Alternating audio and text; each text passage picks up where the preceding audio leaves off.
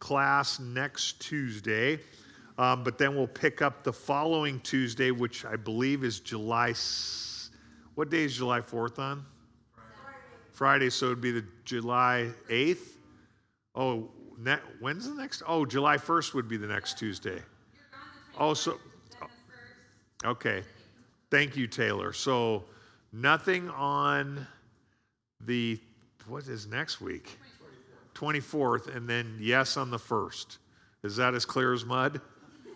Okay, so okay, so it's the week of the 4th of July. It's before it. Okay, so we'll and next, when we get back from our 1 week hiatus, that's when the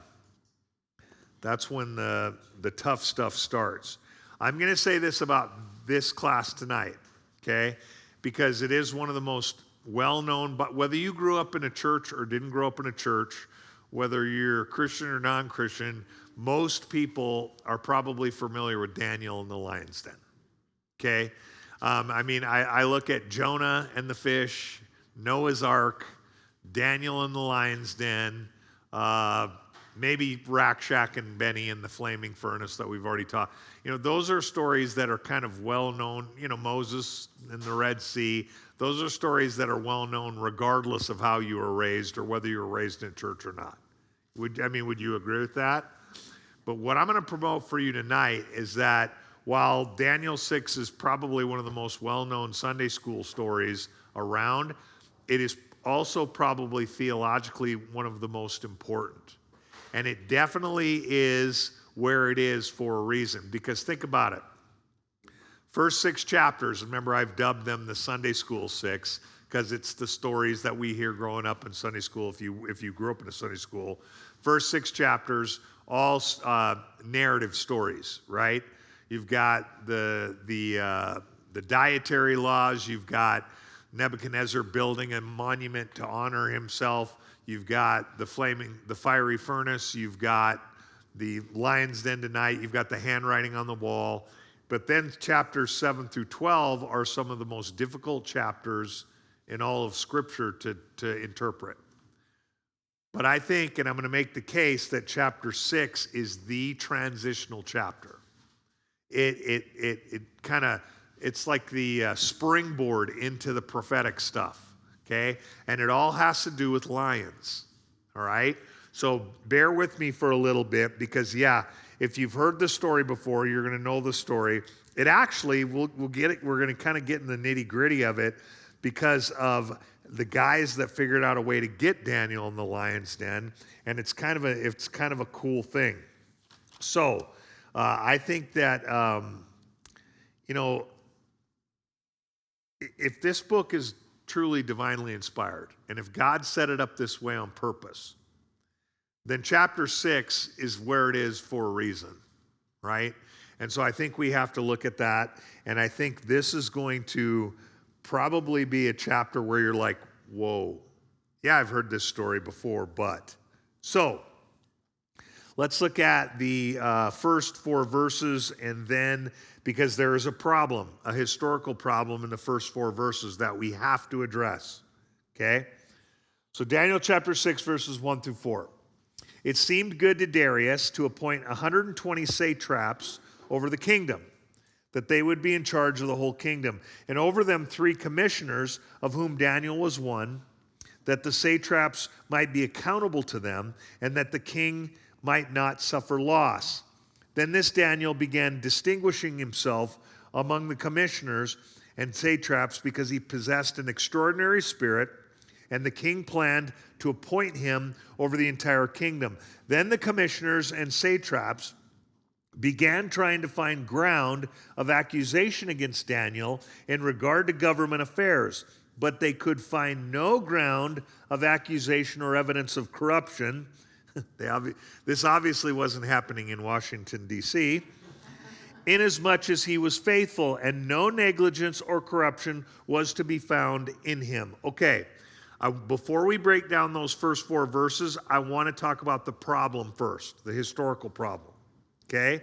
And this is probably, believe it or not, the most puzzling and controversial problem from a historical standpoint, not only in the book of Daniel, but probably in all of biblical history.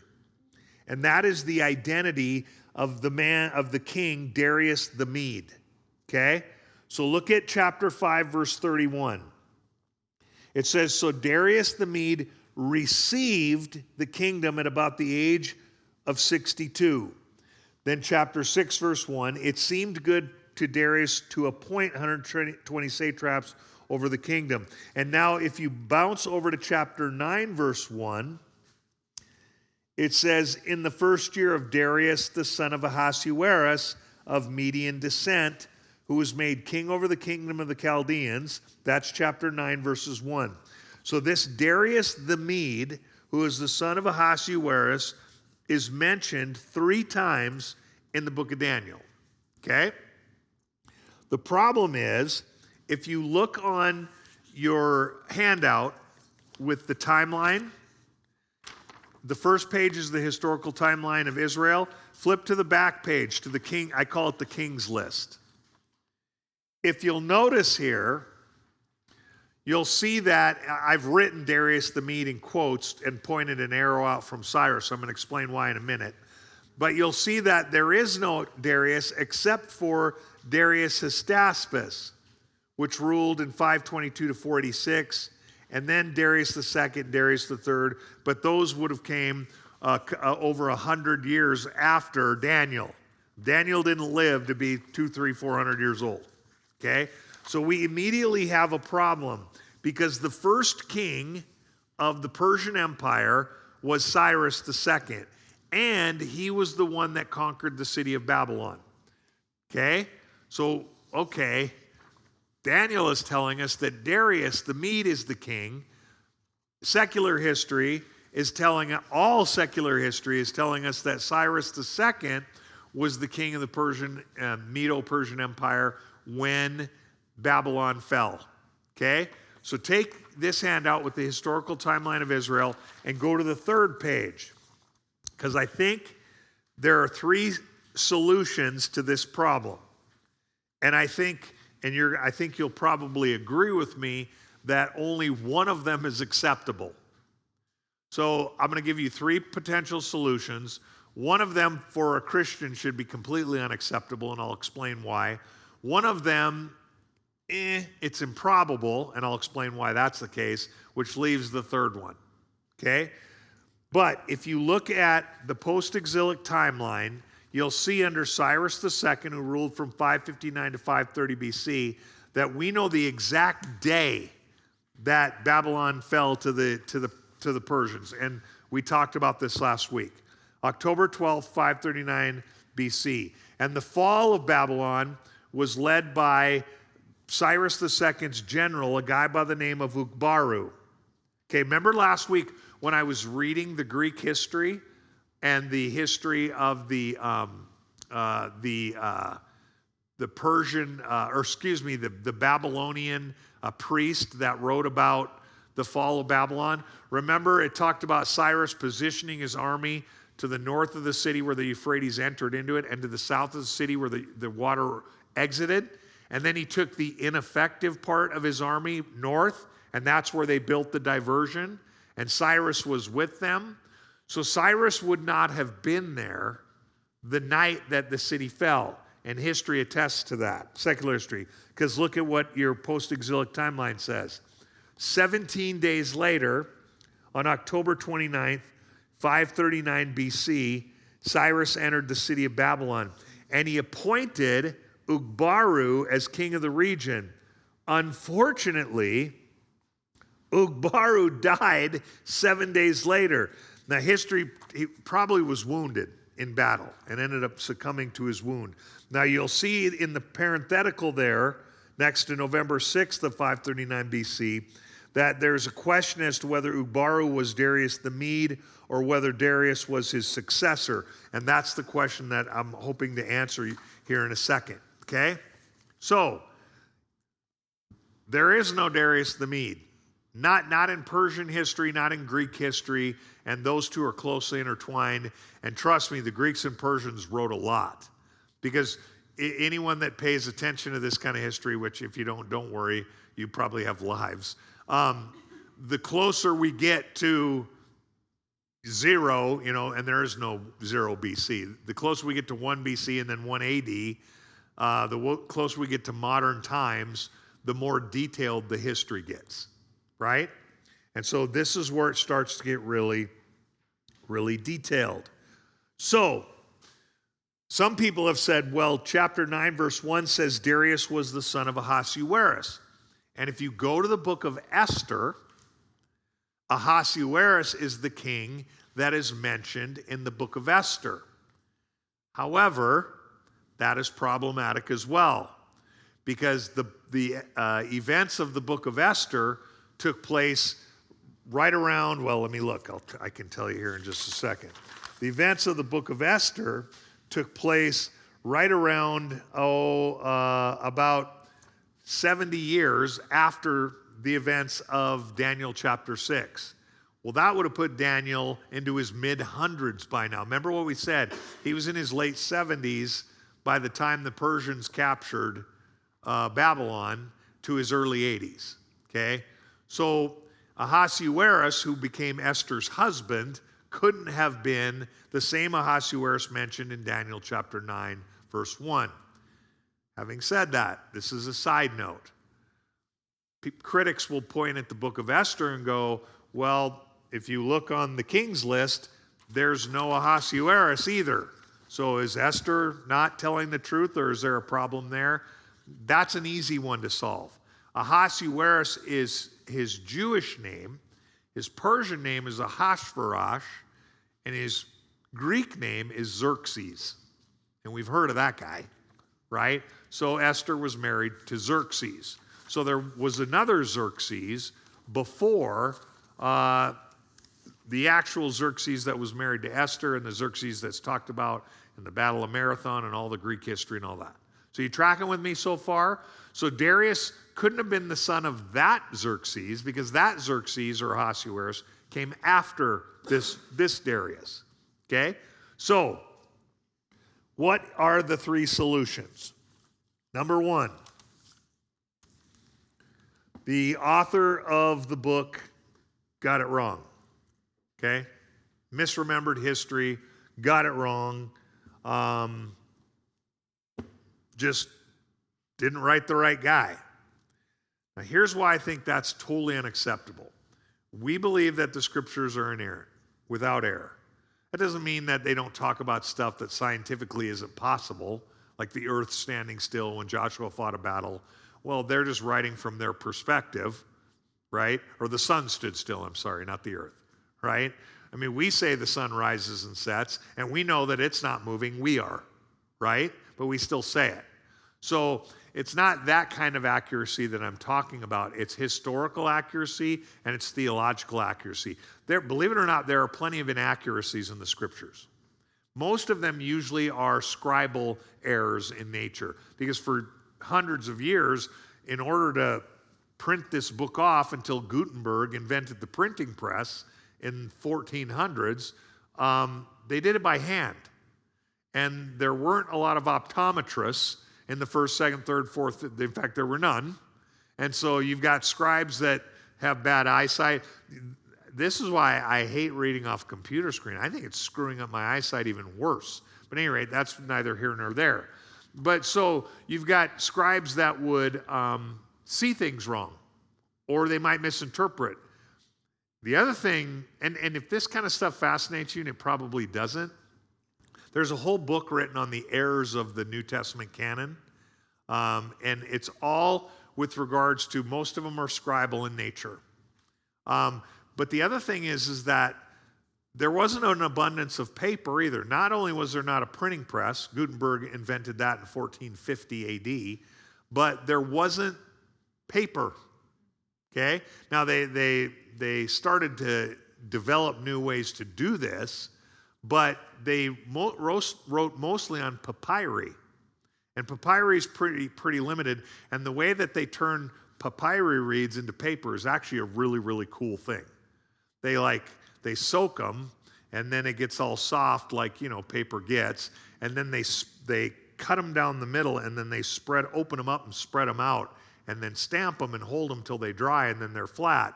And so the papyri reed, when it's unrolled, is about this wide, but it can be this tall. So it can be, and so they'll write, or actually right to left because they're writing that way, and then they would roll it up. So the scrolls are only going to be little, right? You tracking with me so far? Well, because there was so limited amount of space on the papyri, they wouldn't put, like here, you can see my notes. I have spaces between my words. There were no spaces in the wording. So imagine trying to read that, okay? So you've got scribes that are copying these scrolls with no spacing, and who knows the person's handwriting before them, right? Like I was constantly made fun of because my Greek and my Hebrew handwriting are awful. And I'm like, well, I don't care. I don't write in Greek and Hebrew. I only do it when I'm teaching class. This is a funny story. It has nothing to do with Daniel 6. Well, I'll tell you later. Remind me. We got to get this over with. This could take a while, okay? All right, so having said that, we believe that the scriptures are divinely inspired and without error, okay? Now, the two go hand in hand. If they're divinely inspired, that means that God told either what the authors to write or the Holy Spirit inspired the authors to write what they wrote, okay? Well, God can't lie, okay? If God lies, then it goes against the very nature of who he is, which means he's not God, and there's that problem, okay? So, I don't believe that it's an error. I don't believe that Daniel just didn't know his history or didn't know who he was serving, okay? So I think that one has to be set aside out of hand, because if the Bible is not inerrant, it cannot be divinely inspired, because by definition of who God is, he has to be truthful and stay truthful to his character. So I believe the second explanation to solve this mystery is the appropriate one, and that's that when Ugbaru took Babylon, he died 25 days later, and a man by the name of Gubaru, Ugbaru is spelled Ugubaru, Gubaru, just you get rid of the U, okay? Gubaru was named as his successor. Now, Gubaru was a Mede, okay? And both of them, Ugbaru and Gubaru, were mentioned in Persian history. And Gubaru was named by Cyrus as the king of Babylon, or the king of the region. And if you're thinking, well, wait a minute, why would Cyrus name someone else king? Well, the Romans did, this was big empires did this all the time. Herod the Great wasn't the king of the Roman Empire. He was just the king of Judea. And the Romans made him that. Make sense? Tracking with me so far? So the second explanation, I believe, is the actual explanation that Gubaru is actually Darius the Mede. And it's not uncommon in that world and at that time for kings to have different names. We just talked about one. Ahasuerus is Jewish name. Ahasuerus is his Persian name. Xerxes is his Greek name. Make sense so far? I mean, Jesus, Jesus in Spanish culture. Like, this happens, okay? You probably can think of names that aren't pronounced the same if they're in a different country, even though it's the same name. You following me so far? So that, I believe, is the actual explanation. The third explanation is the simplest, but it doesn't match up with the events or the context. And that is the explanation that Cyrus is Darius the Mede. Well, the problem with that is verse 31 of chapter 5. After Babylon was taken by Ugbaru, Daniel writes, so Darius the Mede received the kingdom at about the age of 62. Well, if Cyrus was already king, he doesn't need to receive anything. He's already king. Does that make sense? If Darius the Mede and Cyrus are the same person, Darius the Mede took the kingdom at about the age of 62. He didn't receive it. Okay? Does that make sense? So, I don't think they're the same person. I actually think that it's Gubaru just named a different name. And by the way, This is an argument from silence, but I don't think it's unwarranted because last week we talked about Belshazzar. And until 1850, they said that Daniel chapter 5 was historically inaccurate because there was no Belshazzar mentioned in Persian history until they found some, right? So I do think then that it could be very well that down the road they'll find out that Gubaru and Darius the Mede are the same guy, or they'll find something else different. Make sense? And speaking of arguments from silences, and this is really important from a theological perspective, what tends to happen with biblical critics, people that are against the scriptures, is that they try to make us play by a different set of rules. Okay? My son called me frustrated, oldest son called me frustrated one day, had a professor. I was taking an early enrollment class in high school from MSUB, and he had a professor pose the question, or not really the question, just the challenge, prove God exists, okay? So he comes home, he's like, how do I do that? And I'm like, well, you really can't. I mean, you can give all kinds of proofs that point to the existence of God, but you can't prove it empirically. You can't smell him, taste him, hear him, see him, all the empirical sense, touch him. But we can look around and get a pretty good idea that there's a higher power, right? But I said, but here's the thing, son. If we have to play by that set of rules, then so do our opponents. So my challenge would be prove that he doesn't.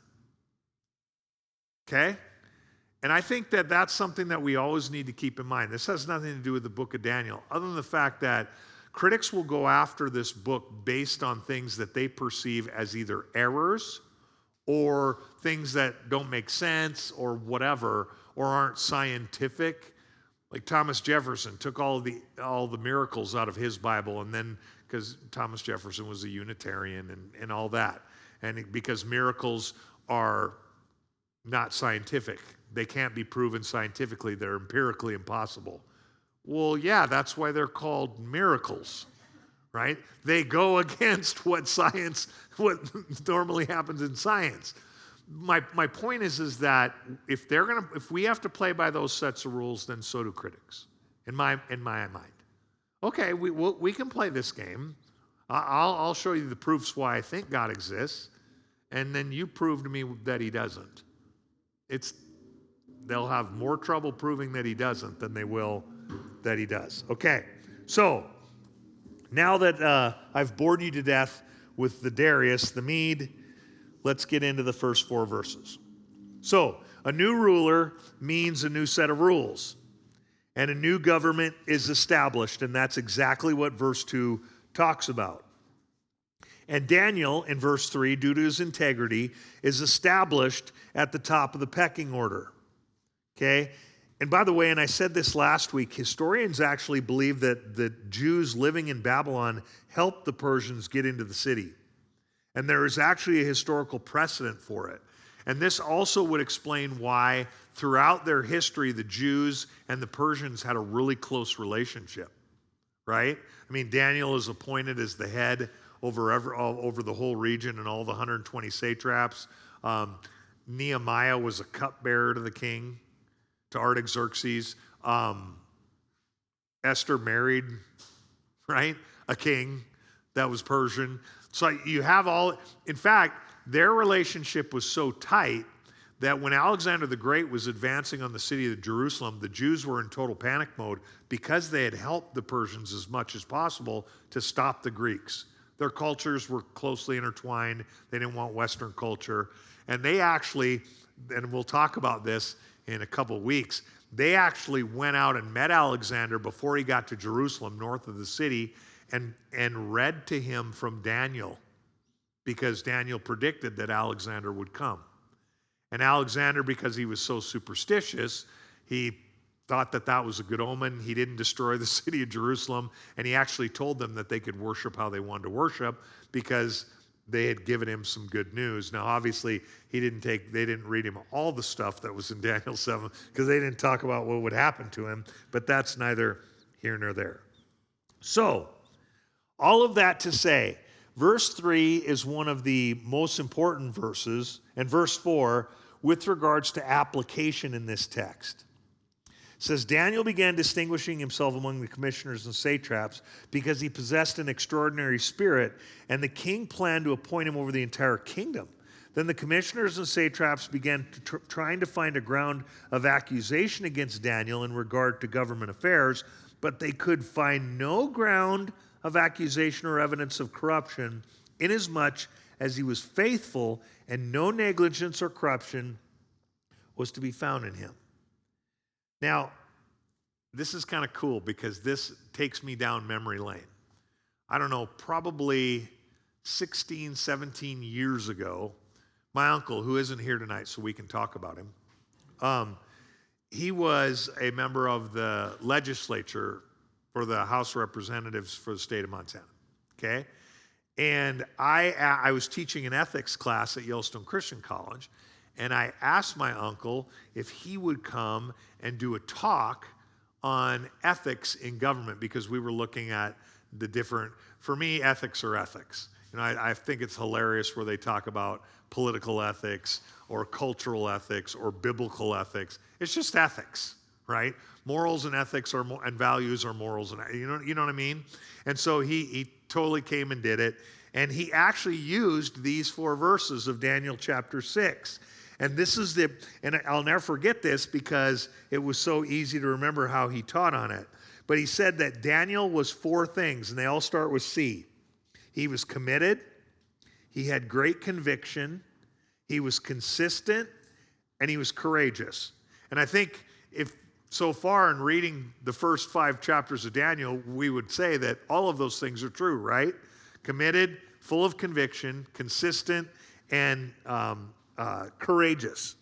And his whole point was those 4 attributes lead to the 5th C, and that is character, right?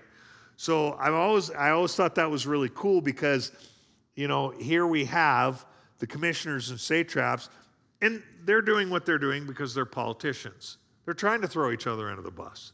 Anything, they want to step on each other to go higher in power. That's how politics works. It's dirty, it's ugly, and yeah. I heard, who was it that said, I was doing some research on the book of Judges that Roger's been preaching through. And, it was based on Gideon's son that survived. Remember, Roger preached on Abimelech 2 weeks Sundays ago, and how Abimelech killed all of Gideon's sons except for the one that escaped. And he went up to this flat plateau overlooking the city, and he screamed a parable down on the city. And basically, one of the theologians that I was researching on the parable that the youngest son of Gideon, proclaimed over, I can't even think of the city now, proclaimed over the city was that the whole point of the parable is that people that pursue power shouldn't have it. And the people that don't pursue power are the people that are probably worthy of it and need to have it, right? And so it's kind of a fascinating thing. And so you see this in Daniel. He has not been a politician at all in this book. He's only been elevated through the process because he's committed, he's convicted, he's consistent, he's courageous, which means he has character. Okay? So we see that once again. And these politicians are trying to do anything they can to go after him. However, they can find nothing. Look at verse 5. Then these men said, "We will not find any ground of accusation against this Daniel unless we find it against him with regard to the law of his God." I think that this is a fascinating verse, okay? And I think there is so much application for this. People will hammer us in Christianity today because we're intolerant. No, we're not. I love people that are members of the rainbow flag. I have nothing against those people. I just know that what my Bible says what that they're doing is not okay. It's not okay. And that doesn't mean I'm going to love them any less. It just means that if they ask me, I'm going to say, I love you, but what you're doing is not okay. And I think that's how we have to live. But what will happen is they will say, well, we have to go against the law of his God. So now what's happening is they're looking at their culture, and they're saying, okay, how can we find kinks or chinks in the armor of Daniel's integrity? How does his belief in God and God's law go against what the culture says is okay? See what's happening here? And I think there's a lot, like I said, I think there's a ton of application for us today. You know, we're to go and make disciples. But you look at what Jesus did. Jesus loved on everybody. He loved on the unlovables and everybody, but he never compromised the law. He never compromised who he was and who he is to love on people. You know? The woman caught in adultery that they were going to stone to death. And Jesus starts writing in the sand and says, anyone who has no sin, cast the first stone. And there's deep theology behind all that, especially with regards to Jewish law and why they all walked away. And what did he say to her? Where are all your accusers? Then he said, go and sin no more, right? Don't do that again. Because technically you should have been stoned to death. But in order for that to have happened, what he was saying to them was, in essence, where are the witnesses? Well, the witness would have been the other participant. And so they would have had to die too. And so then we've got a problem, okay? So it was a setup. And so then it would got down to, well, that guy's a witness to the sex act because he was participating in it. But he will say, well, the Pharisees put me up to it. So now we've got everybody that needs to be stoned, and not in the way that Montanans do it today, but in the way that the Levitical law called for, and that's why they all walked away. The point is that Jesus didn't compromise with the woman. He didn't say, see, everything's going to be okay. He said, don't do that anymore. Go and sin no more. Don't. Okay? And so I think that that's how we have to view the culture. But these politicians are like, we got to go after him based on his faith. So look at verses 6 through 9. These commissioners and satraps came by agreement to the king and spoke to him as follows. King Darius, live forever.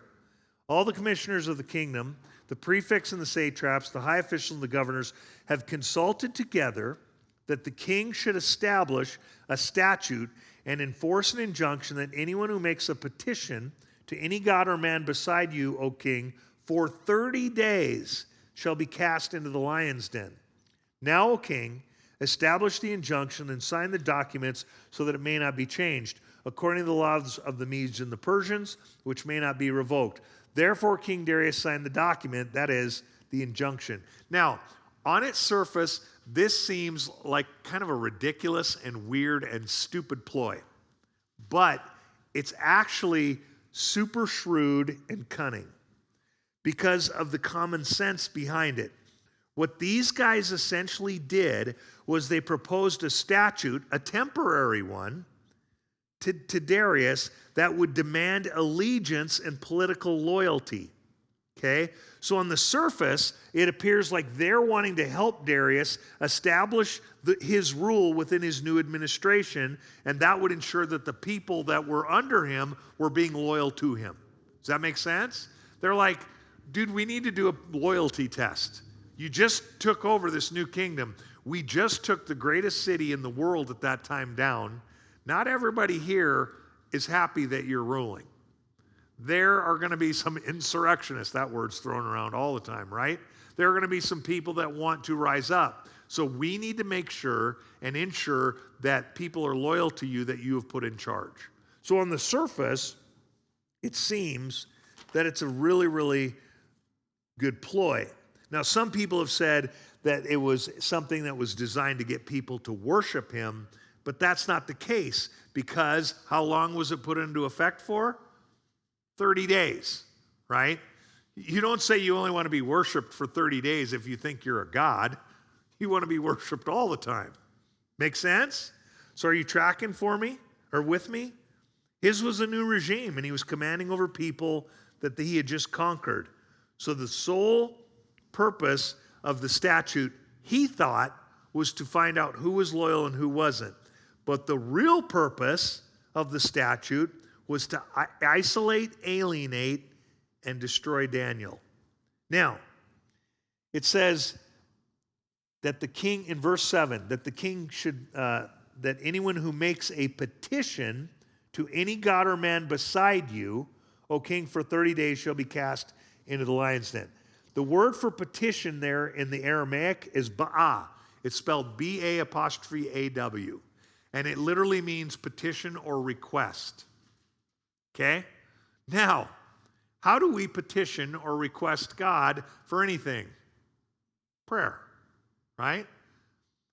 This means that these guys, listen, politicians are corrupt, horribly corrupt, but they're not stupid, right? So they do what they do because, well, the corrupt ones anyway, because they think they can get away with it because they've tried to cover their tracks, or they create enough ambiguity between laws or what they're doing so that there can't really be a black and white. They do this on purpose. They live in the gray area on purpose, right? These guys knew Daniel's habits, which means they knew exactly what to expect from him, okay? So let's keep reading. Now, when Daniel knew that the document was signed, he entered his house, and in parentheses it says, now in his roof chamber he had windows open toward Jerusalem, and he continued kneeling on his knees 3 times a day, praying and giving thanks before his God, as he had been doing previously. Daniel's loyalty is to the king, but his undying faith is to God. And I think that also is very practical application. We can have loyalty to a lot of things, political parties, the state we live in, our country, whatever we want to have loyalty to, and that's fine. However, none of that loyalty should overcome or exceed our loyalty to our Savior. Right? I mean, he proved his loyalty to us. And by the way, I teach a class on civil disobedience, and it's actually kind of fascinating and when it's okay. There's lots of civil disobedience in this book, but civil disobedience is only okay by God if it is something that is done because a human ruler has told you to act contrary to your faith and to your belief in God's book. Does that make sense? So let me give you an example of this. We view abortion as abhorrent, as we should, right? The thing about this country is that it doesn't command that we get an abortion. So we can disagree with abortion, but storming buildings, which people don't really do. They protest out in front and do that kind of stuff. But if people were to take it to the next level and start burning down Planned Parenthood buildings, I would tell them that they should go to jail. And here's why. Because abortion is legal, but the government is not forcing us to do it. See the difference?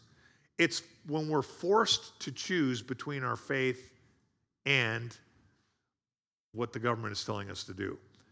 Shadrach, Meshach, and Abednego were basically forced to make a decision. Kneel or die. They won't do it because they can't kneel to something other than God. Daniel here is basically put in a position where he's forced to abandon his God's law and his faith in God, and he can't do that. Make sense? Now, go over to China. They used to have a rule, I don't know how many years ago, where it was one kid and one kid only. And usually they forced you, if the ultrasound said it was a girl, that you had to abort the girl, right? They only wanted guys, they want them all in their military. Well, that's when Christian Chinese have to say, nope. and be prepared as Daniel and Shadrach, Meshach, and Abednego were to face the consequences. Does that make sense? Things can be legal in this country. That doesn't mean that we have to do them. But if we are compelled by our government to do something that goes against our faith, that's when we have to make a stand and say no, right? And I won't go down the rabbit hole that I want to talk about because we will never get out of here, okay? Okay, so Daniel saw what was happening, and he continued to pray. And guess what? Guess what he was doing? He was doing exactly what the prophet Jeremiah told the captives that they had to do in Jeremiah chapter 29, verses 1 and verse 12. Listen to this. Because remember, well, what you'll find out when we get to Daniel chapter 9 makes it very clear that Daniel was consistently reading the words of Jeremiah. He was in the scriptures, okay? Jeremiah 29 says this. Now these are the words of the letter which Jeremiah the prophet sent from Jerusalem to the rest of the elders of the exile, the priests, the prophets, and all the people whom Nebuchadnezzar had taken into exile from Jerusalem to Babylon. This is when it first happened. He says, verse 12, then you will call upon me and come and pray to me, and I will listen to you. As we'll see here and then in Daniel chapter 9, Daniel took Jeremiah's words to heart. He prayed, and he prayed a lot. Which is kind of cool because you don't ever think about these guys being contemporaries of one another and reading each other's stuff, but they were. It's kind of cool. So, we know,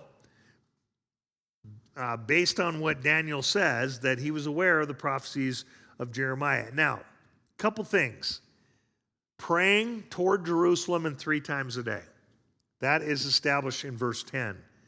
Those are actually customs, Jewish customs, that were established long before the exile. The custom of praying towards the temple was actually established by Solomon. If you go to 2 Chronicles chapter 6, verse 34 through 39, it says this. When your people go out to battle against the enemies, by whatever way you shall send them, and they pray to you toward this city, which you have chosen in the house from which I have built for your name, then hear from the heaven their prayer and their supplication, and maintain their cause. When they sin against you, then he talks about, they pray. So chapter 6, verses 34 through 39 of 2 Chronicles talks about praying toward Jerusalem, which is something, by the way, that the Muslims copied. Muhammad was a copycat. He copied a lot of stuff from Christianity and Judaism. He kind of cherry-picked what he liked and what he didn't like, okay? So praying toward Jerusalem, they pray towards Mecca. I mean, same thing, okay? So that was established during the days of Solomon. Praying 3 times a day was something established by Solomon's father, David, and David even talks about it in Psalm 55, verses 16 and 17, when he says this, as for me, I shall call upon God, and the Lord will save me. Evening and morning and at noon, I will complain and murmur, and he will hear my voice. So, having said that, if you want to complain to God, the Bible says it's completely okay if it's done at breakfast, noon, and dinner time. Thanks for this crappy food. No, anyway. Okay, so the custom of praying 3 times a day was established by David, and the custom of praying toward the temple and Jerusalem was established by Solomon. Okay? Now, I've always had this question. Well, why did Daniel pray on his rooftop with his windows open? Why not just keep praying, but without the windows open? Because it's obvious that these guys knew exactly when he was going to do what he did. Because it wasn't going to take him longer than 30 days to get him. See what I'm saying? I think that his spiritual acumen and routine was so unwavering and without change that he was not going to stop what he was going to do. And by the way, if you go to Matthew chapter 6, verses 5 and 6, in his Sermon on the Mount, Jesus is instructing the people how to pray. And he says this, when you pray, you're not to be like the hypocrites, for they love to stand and pray in the synagogue and on the street corners so that they may be seen by men. Truly I say to you, they have their reward in full. But when you pray, go into your inner room, close your door, and pray to your Father who is in secret, and your Father who sees what is done in secret will reward you. Inner chamber, close your door. Go back to verse 10 of chapter 6. Daniel would go into his house, up to his roof, his inner chamber, right? He was doing what Christ would tell everyone, how everyone would pray years later. You know what's really cool about the Sermon on the Mount, chapter 6? This is a total aside, but this is why language can sometimes make the scriptures just pop. In chapter 6, verse 2, it says, "So when you give to the poor, do not sound a trumpet before you, as the hypocrites do in the synagogues and in the streets, so that they may be honored by men. Truly I say to you, they have their reward in full." Then in verse 5, he says, "When you pray, you are not to be like the hypocrites, for they love to stand and pray in the synagogues and on the street corners, so that they may be seen by men." Okay? Both those verses say street, but in Greek, they're two separate words for street. In Matthew 6, verse 2, the word for street is narrow street. Okay? In chapter 6, verse 5, the word for street is wide street. Now, why is that significant? Because what Jesus is saying is the hypocrites give to the poor on the narrow street so everybody there can see them. And when they pray as loud as possible on the wide street so that everybody can hear them. Isn't that kind of cool? He's saying, look, God knows that you're giving, and God knows that you're praying. Nobody else needs to know, because God will reward you accordingly. All right. That's a good call. Next time I do announcements, I'm warning you guys right now so you can doze off for this one. The next time I do announcements, I'm totally doing that one on giving. Anyway, okay. So they knew exactly where he was going to be, and his routine was such that he wasn't going to stop it. So look at verses 11 through 13. "Then these men came by agreement and found Daniel making petition and supplication before his God. Then they approached and spoke before the king about the king's injunction. 'Did you not sign an injunction that any man who makes a petition to any god or man beside you, O king, for 30 days is to be cast in the lion's den?' The king replied, 'The statement is true, according to the law of the Medes and the Persians, which may not be revoked.' Then they answered and spoke before the king, 'Daniel, who is one of the exiles from Judah, pays no attention to you, O king, or to the injunction which you signed, but keeps making his petition 3 times a day.'" So they go and expose Daniel's, and I put this in air quotes, wrongdoing. Okay? Look at verses 14 and 15. "As soon as the king heard this statement, he was deeply distressed and set his mind on delivering Daniel. Even until the sunset, he kept exerting himself to rescue him. Then these men came by agreement to the king and said to the king, 'Recognize, O king, that it is the law of the Medes and the Persians that no injunction or statute which the king establishes may be changed.'" His instant reaction is distress. Now, the scriptures don't tell us this, but based on the king's actions, I think that the king realized immediately that he had been tricked. And I think he also realized immediately that these politicians were totally different from Daniel for a lot of different reasons. Okay? And so you might say, well, why didn't he just change his mind? Well, we've already talked about this. Remember what we said. Ancient kings viewed themselves to be divine. And he's brand new, and politics are politics. And if he's admitting to a mistake this early in his reign, people are starting to question his judgment, whether or not he can rule, whether or not he can do the job. He's not supposed to make mistakes. It could be perceived as a weakness. And so he was teetering. He could make him look indecisive and inept. All of the political accusations that could get thrown his way. So he follows through with the statute that he signed, even though he didn't want to. Verses 16 through 19. "Then the king gave orders, and Daniel was brought in and cast into the lion's den. The king spoke and said to Daniel, 'Your God, whom you constantly serve, will himself deliver you.'"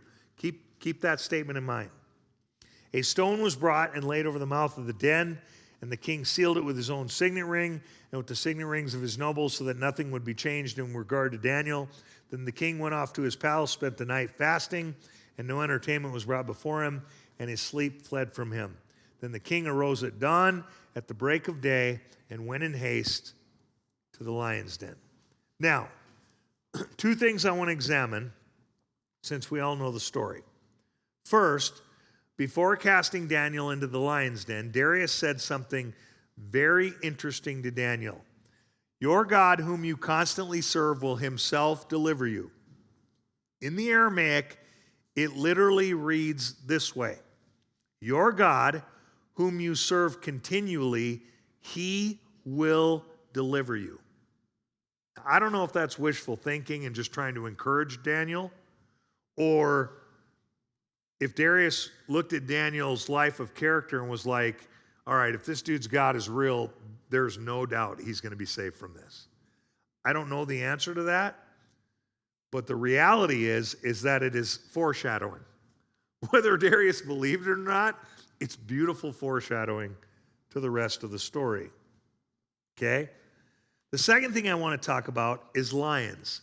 And here's where the story, I think, goes way beyond just the story we were taught in Sunday school. Because there is something extremely deep theologically being played out in this story. Now, hear me out on this, okay? Because this is probably the most important part. And this is why Daniel 6 is in between the Sunday school stories, or is the last Sunday school story before the heavy stuff. The word lion occurs 155 times in the Aramaic and the Hebrew in the Old Testament, and 9 times in the New Testament. The vast majority of the time it is used in both Testaments, it is used figuratively. But here in Daniel 6, the lions are quite literal, right? They're actual 4-legged creatures with manes and all of that. Now, keep that in mind. The vast majority of the time that the word lion is used in the scriptures, and I'm going to give you other examples of this, it is used figuratively, meaning it's like a metaphor, okay? And what you're going to see is that it is metaphorical from the standpoint of this tug of war that is going on between evil and Satan and what he's trying to do to God's divine plan, which will not succeed, by the way, right? So, having said that, keep that in mind. Now, today, interestingly enough, geographically, lions are only seen in 2 places on the planet. But in Daniel's day, that was not the case. This is going to sound goofy, but bear with me on this. I'm going to read to you a history of lions. The 2 giant cats, lion and tiger, and the reason I'm doing this, by the way, is not to bore you with zoology or anything like that. The reason I want this is so pertinent to the story is because of how the lion was viewed by the Jews. I mean, David killed a lion protecting the flocks. Samson, as Roger preached about, killed a lion with his bare hands, right?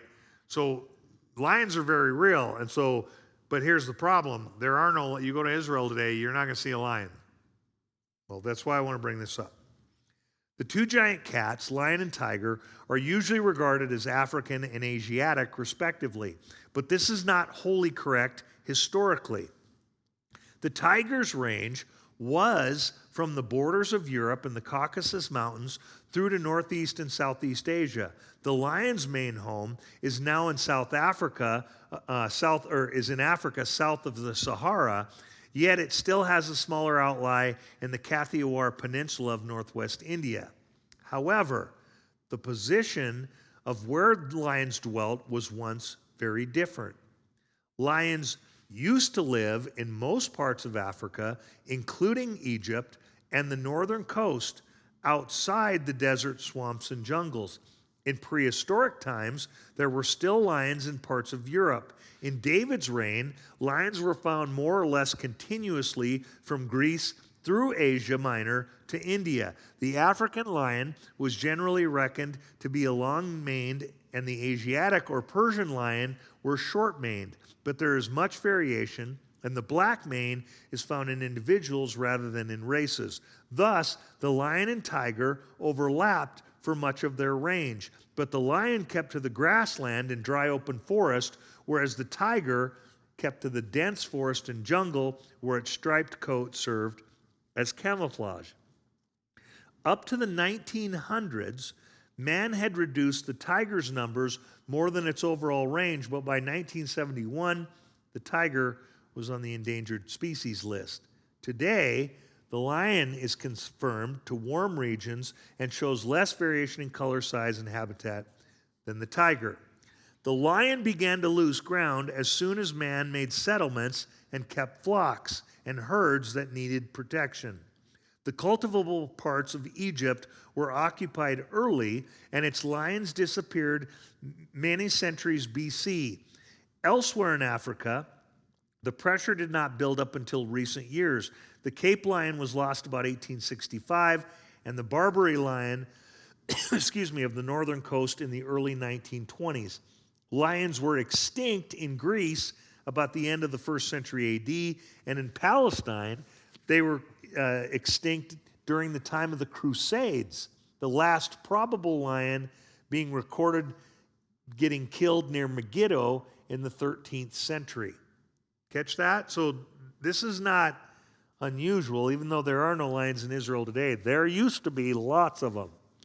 Lions were reported in Syria as late as 1851, and they survived in Persia and Iraq in the 20th century, but these two vanished before 1930. Now here's where the theological part gets in. Of the 9 New Testament mentions of the lion, 7 are purely figurative.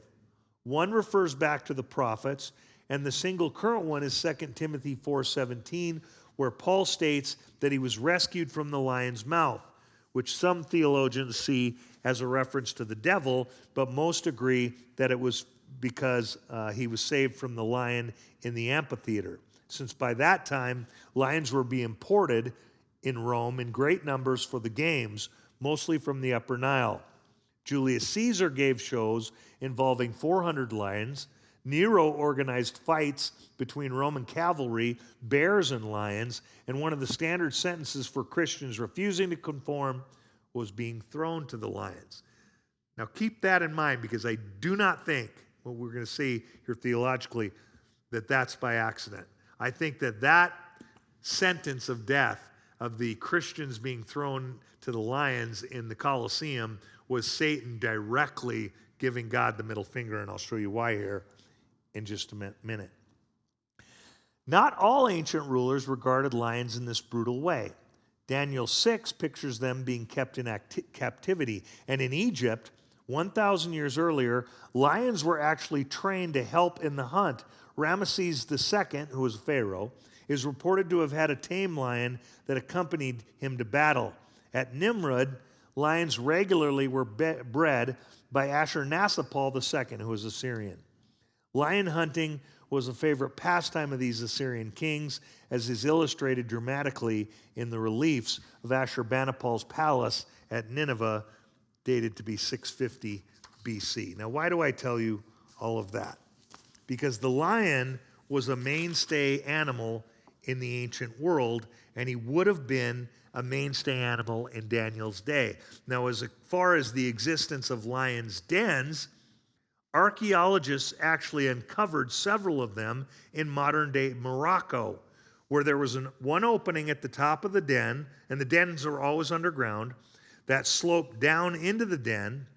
The opening was surrounded by a wall about 5 feet high, so a Persian could look over the wall and into the den.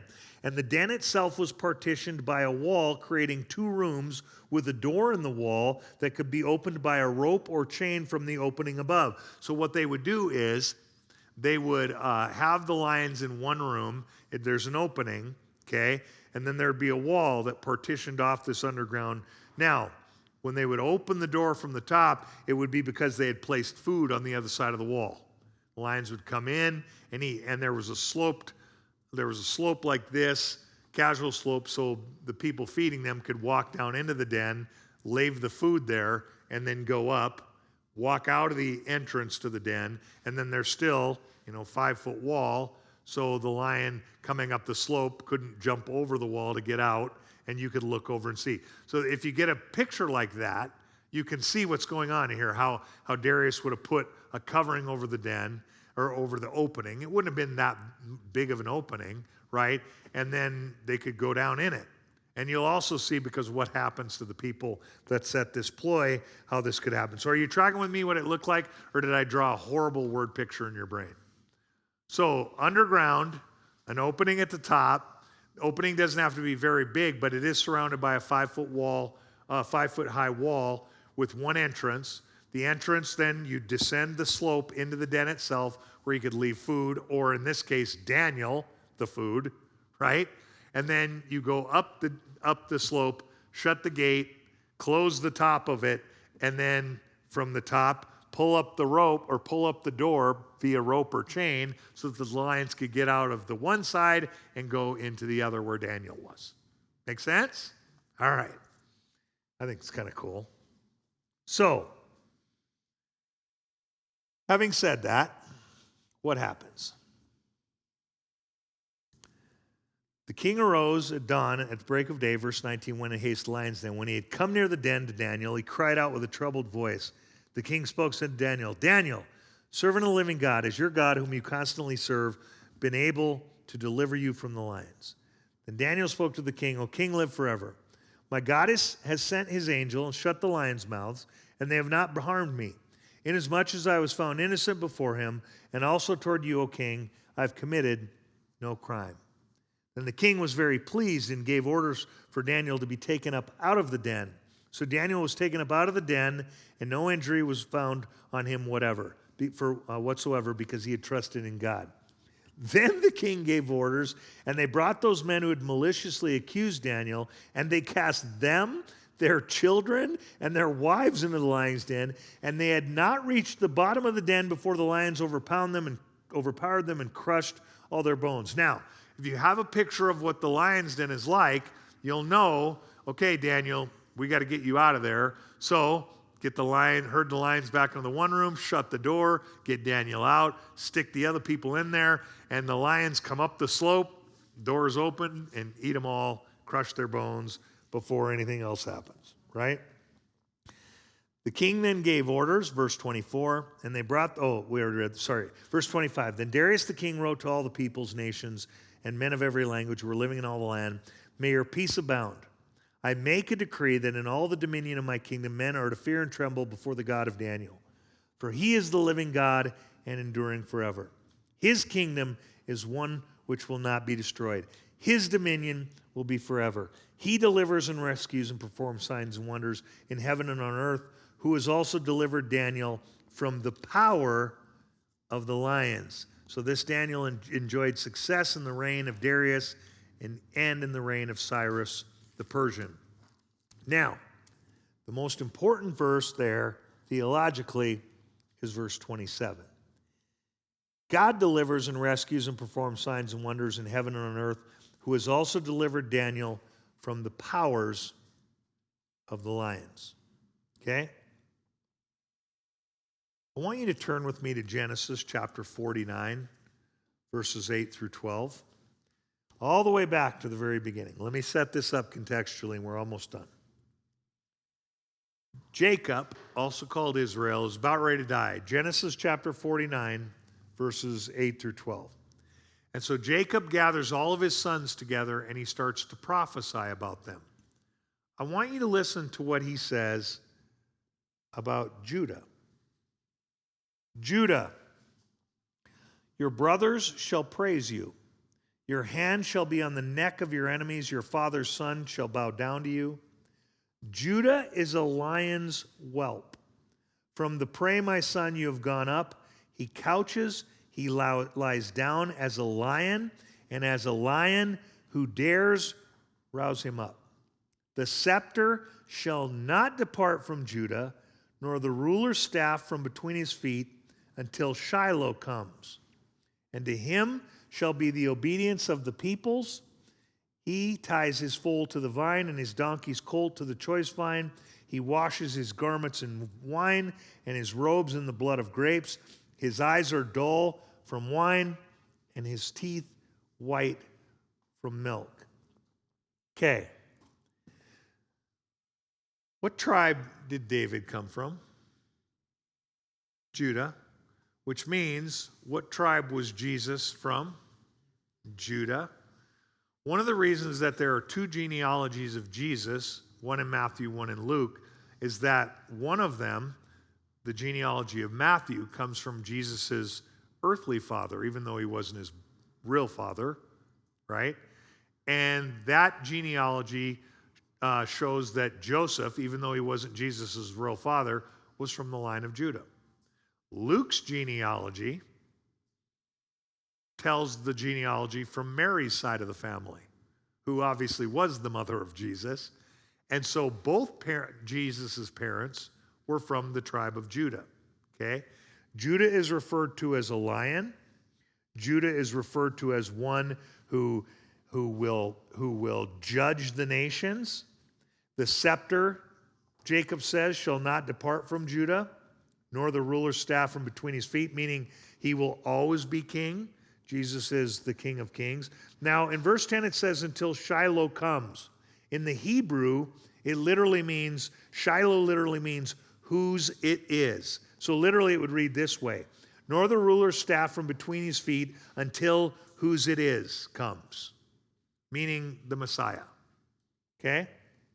The Messiah is viewed as the lion. Okay? The Lion of Judah. Now go to the book of Revelation, the very end, last book, chapter 5, verses 1 through 5. This is John's vision, Revelation chapter 5, verses 1 through 5. I saw in the right hand of him who sat on the throne a book, written inside and on the back, sealed up with 7 seals. And I saw a strong angel proclaiming with a loud voice, who is worthy to open the book and to break the seals? That's a whole other class in and of itself. And no one in heaven or on earth or under the earth was able to open the book or look into it. Then I began to weep greatly, because no one was found worthy to open the book or to look into it. And one of the elders said to me, stop weeping. Behold, who? The Lion that is from the tribe of Judah, the root of David, has overcome. By the way, that's where Nike gets its word, Greek word. It's Nikion, overcome. So as to open the book and its 7 seals. Jesus is referred to as the Lion, the one who is going to bring about the end. Jacob proclaims a messianic prophecy declaring that the Messiah would come from the Lion of Judah, and the Messiah is a lion. David, I said, was from the tribe of Judah, and it was to him that God gave the Davidic covenant. Okay? In Revelation, we see one of the elders telling John, don't weep. The Lion of Judah is here to put an end to all sin. The enemies of Daniel deceptively attempted to get him killed via the judgment of an evil statute that required lions to destroy him.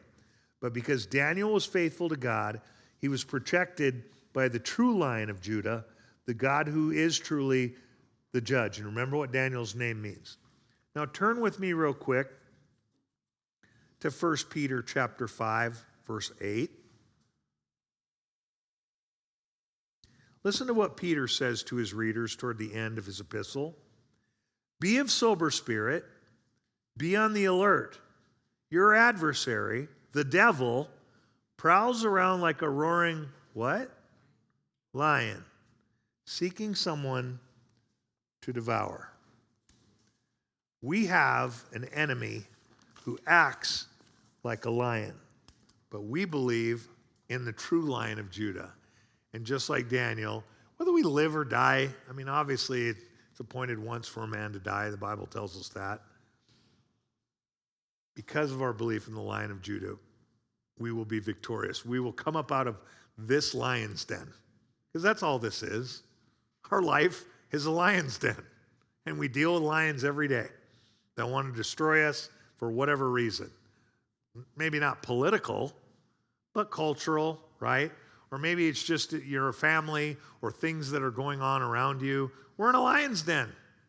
But these lions may get to us, but ultimately they don't win out.